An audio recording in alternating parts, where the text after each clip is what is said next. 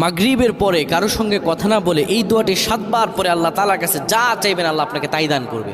অভাবে আছেন, ঋণগ্রস্ত আছেন, মাথায় টেনশন, ঋণের বোঝা, বাড়িতে থাকতে পারতেছেন না, আল্লাহ সব আপনার পেরেশানি দূর করে দেবে ইনশাআল্লাহ। যদি আপনি আমলটি করতে পারেন, আমল মানুষের জীবন বদলিয়ে দেয়, আমল মানুষের জীবনকে পরিবর্তন করে দেয়। আল্লাহ তাআলা আপনার সব দোয়া কবুল করে নেবেন ইনশাআল্লাহ।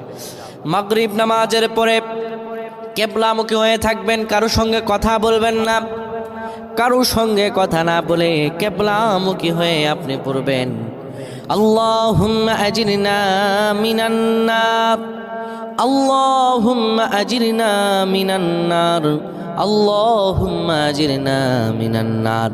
যদি এটি আপনি মাগরিব নামাজের পরে কারো সঙ্গে কথা না বলে পড়ে 7 বার পরে দুটি হাত তুলে আল্লাহর কাছে দোয়া করেন, আল্লাহ জাহান্নামের আগুন থেকেও বাঁচাবেন এবং আল্লাহ আপনার সব দোয়াগুলো কবুল আর মঞ্জুর করে নেবেন। আল্লাহুম্মা আমিন।